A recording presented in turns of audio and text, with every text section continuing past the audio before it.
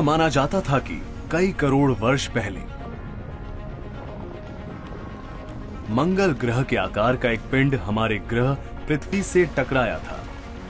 क्या आप जानते हैं कि टक्कर के बाद पृथ्वी का क्या हुआ? हमारे ग्रह का अक्षीय कक्षीय समतल से थोड़ा झुक गया। उसके बाद सूर्य के साथ हमारे संबंधों में बड़े परिवर्तन आए। इस झुकाव के कारण क्या परिवर्तन हुए?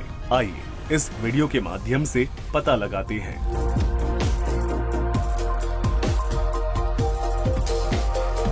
पृथ्वी का अक्षीय अपने कक्षीय समतल से लगभग 66.5 डिग्री झुका हुआ है।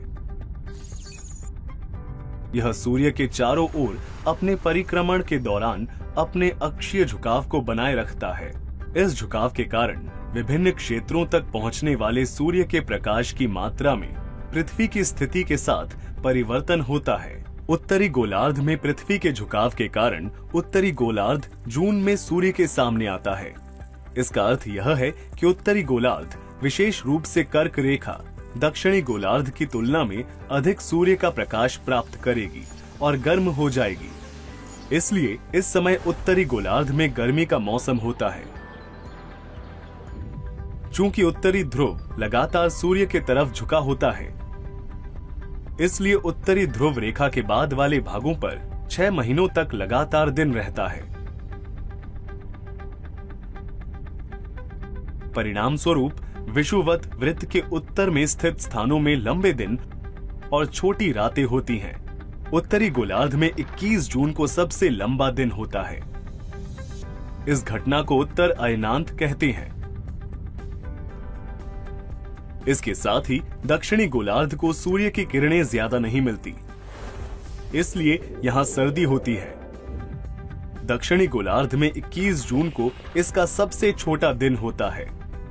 पृथ्वी लगातार अपना परिक्रमण करती रहती है और 3 महीने के बाद एक ऐसी स्थिति में पहुंच जाती है जहां दोनों ध्रुव सूर्य की ओर नहीं होते।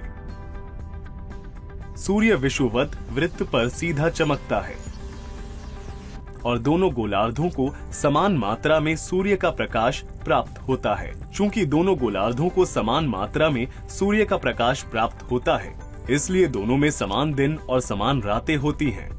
इसे विषुव कहते हैं। इक्वी का मतलब बराबर और नॉक्स का मतलब रात होता है। यह घटना आमतौर पर 23 सितंबर को होती है, जिसके दौरान उत्तरी गोलार्ध में शरद ऋतु और दक्षिणी गोलार्ध में बसंत ऋतु होती है। पृथ्वी लगातार अपना परिक्रमण करती रहती है और फिर 3 महीने के बाद वह उस स्थिति पर पहुंच जाती है जहां दक्षिणी ध्रुव सूर्य की ओर झुका होता है। आइए प्रत्येक गोलार्ध के मौसम को देखें।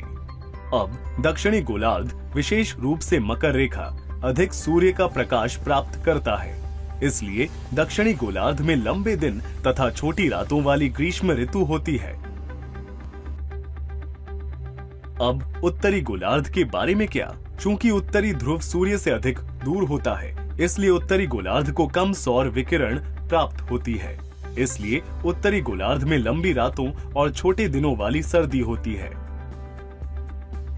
इसलिए उत्तरी गोलार्ध में सबसे लंबी रात और सबसे छोटा दिन 22 दिसंबर को होता है।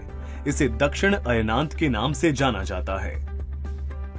पृथ्वी लगातार अपनी परिक्रमण करती है और 3 महीने बाद मार्च में वह उस स्थिति में पहुंच जाती है जहां दोनों ध्रुव सूर्य की ओर झुके हुए नहीं होते हैं। सूर्य विषुवत वृत्त पर सीधा चमकता है। क्या आप अनुमान लगा सकते हैं इस समय दिन और रात कितनी लंबी होगी? दोनों गोलार्धों में बराबर दिन और बराबर रातें होंगी। इसे क्या कहा जाता है? विषुव।